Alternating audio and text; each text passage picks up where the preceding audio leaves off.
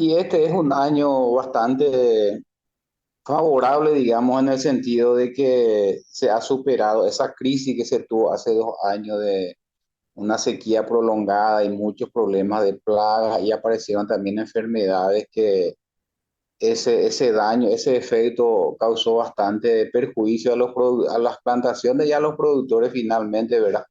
Se deterioró o digamos hubo una decadencia productiva en términos de producción de rendimiento y también de la calidad de la mandioca, ¿verdad? Que era muy cuestionada y con justa razón, ¿verdad? Eso siempre digo por los consumidores que, como decían las Juvena y Ponabey, hasta era amargo la mandioca en un momento dado, pero desde el año pasado y este año que tuvimos un repunte notable, digamos, porque después de pasar esa crisis, rápidamente la plantación del rubro se ha recuperado, digamos, desde el punto de vista productivo, ¿verdad? De la producción de la raíz, de en las fincas, en las chacras. Entonces, como te digo, tenemos una buena producción y una calidad también que ha mejorado desde el año pasado y este año sobre todo. ¿Cuáles eran los principales factores? Hablaba de esta crisis que teníamos y ya también de lo importante del rendimiento y la calidad y cómo esta afectaba. ¿Cuáles fueron esos factores que influyeron en que el rubro llegue en esa crisis de la que está hablando? Fue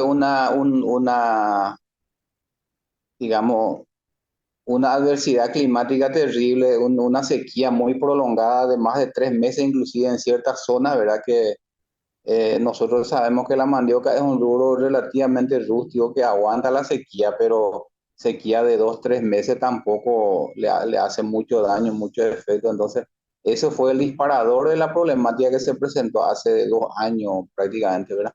Entonces, después, detrás de la sequía ya vinieron principalmente las plagas chupadoras, las que más daño hacen justamente al cultivo, ¿verdad?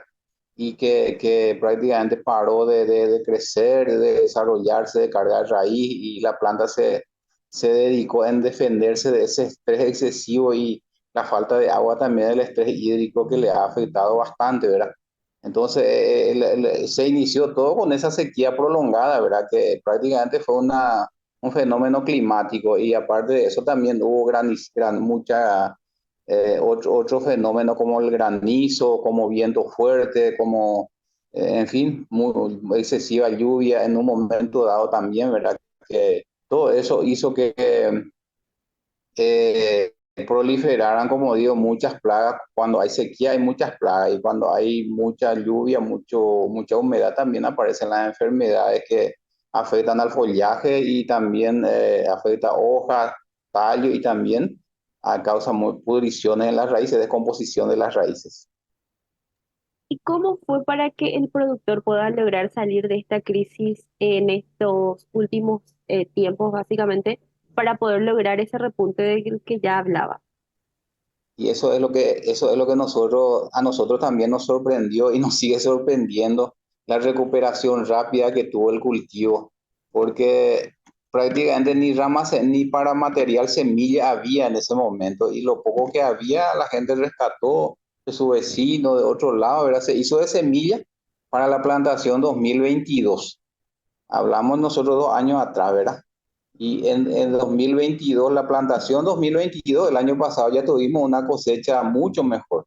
O sea que hubo una recuperación bastante rápida y acompañó también el tiempo, buena lluvia, una continua lluvia que hicieron que eso favorece bastante también. Hay que reconocer que el clima es muy determinante, digamos, para la obtención y para la producción de buenos rendimientos y calidad también, ¿verdad? Entonces, desde ese punto de vista, yo creo que el año pasado y este año el tiempo fue bastante favorable, por eso que esa recuperación ayudó en la rápida recuperación y superar, digamos, esa crisis que pasamos. Actualmente, ¿en qué etapa se encuentra la producción en nuestro país? Estamos nosotros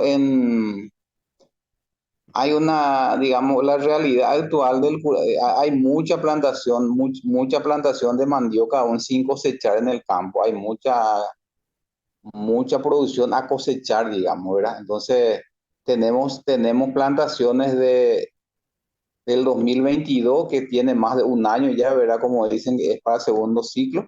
Y tenemos plantaciones del 2023, del año pasado, que ahora ya están en etapa prácticamente de cierre del cultivo de follaje y ya están ya en muchas zonas ya con raíces bastante ya bien cargadas, digamos, y otras que se atrasaron, que se están atrasando un poco más por la plantación tardía.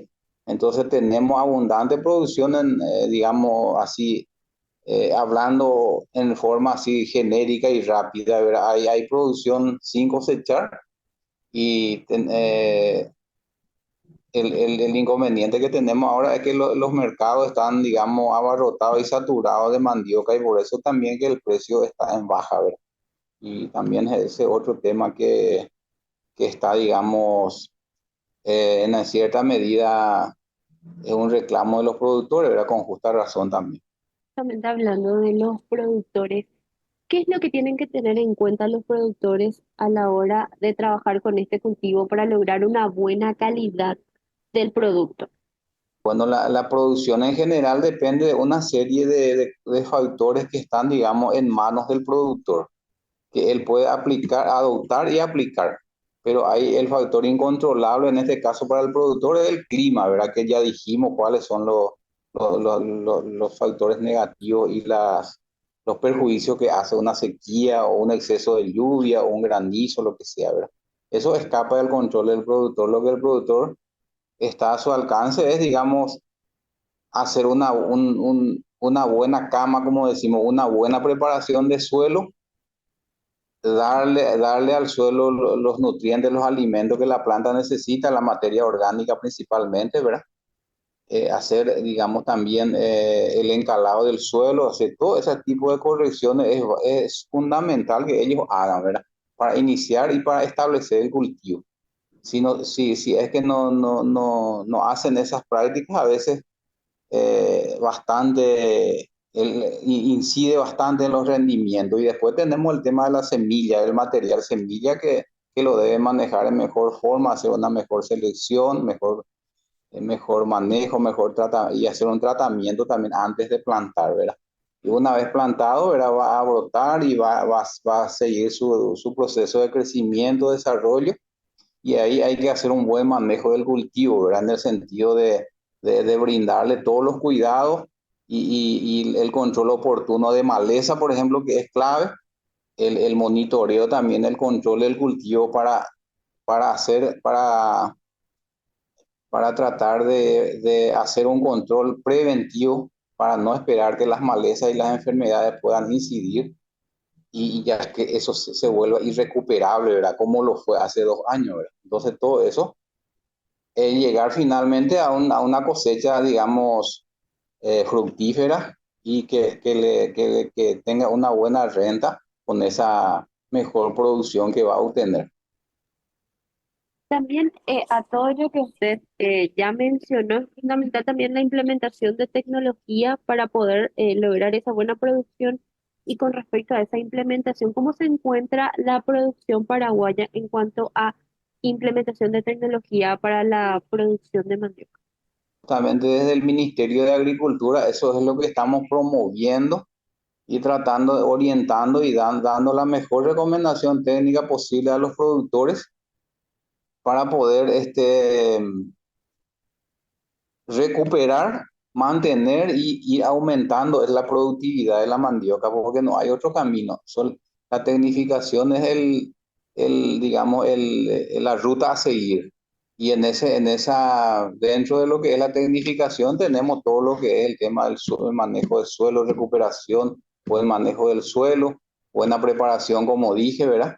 La mecanización también ayuda mucho, ¿verdad? La mecanización en mandioca está bastante avanzado, hay tecnología para plantar, para hacer la limpieza del cultivo, para la sanitación, para las fumigaciones, para el arranque, para la cosecha, para el embolsado, para todo ese tipo dentro de la mecanización. Y después tenemos la fertilización también, ¿verdad? Que es algo fundamental que se necesita para poder dar el suficiente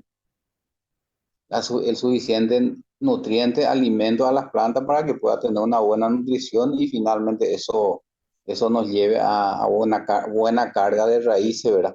Y finalmente el manejo del cultivo también, ¿verdad? El tema de maleza y plagas y enfermedades, que es también otro aspecto que últimamente está golpeando bastante, ¿verdad? ¿Cómo viene a ser el trabajo para poder evitar, o sea, para poder disminuir los efectos de estas plagas o enfermedades que justamente usted ya comentaba que están atravesando los diferentes sectores de la producción? Bueno, y en el tema de, nosotros insistimos mucho en el control preventivo, porque normalmente mientras no aparezcan síntomas así muy visibles y muy agresivos, los productores no hacen no se adelantan, digamos, a esos acontecimientos. Entonces por eso es que a veces se vuelve prácticamente incontrolable, ¿verdad? Porque una vez que llega a un nivel de tal de daño ya es ya casi irreversible. Por eso es que es importante. Nosotros seguimos insistiendo de que el productor tiene que hacer el control, el monitoreo, controlar el cultivo y si hay plagas, si hay enfermedad, entonces ya actuar inmediatamente, no esperar que se llene de los bichos, de las plagas o del virus o la enfermedad, como dice, para poder, ahí recién ellos parece que se asustan o reaccionan, digamos, ¿verdad? Y a veces aplican cualquier producto y no es lo más indicado. Entonces, todas esas prácticas, las buenas prácticas del cultivo, las prácticas culturales y no es solamente que con un control químico vas a solucionar todo, ¿verdad? Acá hay que sumar todo, ¿verdad? Hay que darle las condiciones a la planta para un buen establecimiento, como dijimos, enriquecer el suelo, corregir la acidez del suelo, hacer una plantación con el espaciamiento adecuado, eh, valerse también de ciertas prácticas culturales para evitar la dispersión y la propagación de plagas y enfermedades y valerse también de los insumos, ¿verdad? Mantener la limpieza del cultivo y valerse de insumos en el sentido de, hay productos, hay productos línea, de mayoría usan productos químicos, también hay línea de productos orgánicos para el control de este tema, el manejo y el control de estas plagas y enfermedades. Nosotros estamos tratando de incentivar que el productor plante 2 o 3 hectáreas, por decir, ¿verdad? Que no plante más 10 20 30 hectáreas, o sea, muchas hectáreas, porque cuanto más es grande el área de cultivo es grande, el manejo y el control sobre todos los problemas que se presentan se dificulta y es más costoso también. Hoy en día también hay la escasez de mano de obra, no es más como antes que vas a estirar nomás una cantidad y que vas a limpiar así manualmente, ¿verdad? Hay diferentes técnicas también que ayudan a eso, hay que valerse, como dije, ¿verdad? De las técnicas de usar, por decir, los herbicidas para el cultivo. Hay implementos que hacen la carpida mecanizada. En fin, hay cosas que se tiene que también ir pensando en ir incorporando, ¿verdad? Para mejorar esa y suplir, digamos, ese requerimiento, esa escasez de mano de obra por un lado y también el costo de la mano de obra hoy en día es alto. Entonces, todo eso también con la mecanización en cierta medida se facilita y también hoy en día la tendencia es mantener el suelo cubierto con alguna especie, con alguna cobertura que es como dicen, como le llama la siembra directa o la siembra sobre cobertura vegetales, eso con abonos verdes y con diversas especies que se mantiene, digamos, el suelo con una cobertura de materias verde y después se seca y luego ahí se hace la plantación. Y ahí eso es una técnica también que estamos nosotros incentivando y nosotros decimos que ese es el camino del futuro, hacia eso es lo que tenemos que apuntar, porque así la forma tradicional y convencional, bastante pérdida de suelo y hay más, acá hay más maleza, hay más problemas de plaga, más enfermedades, entonces todo eso lleva una cosa, como dije, lleva a la otra, entonces hay que tratar de buscar las alternativas para reducir, minimizar el impacto que tiene esos factores sobre la producción de la mandioca.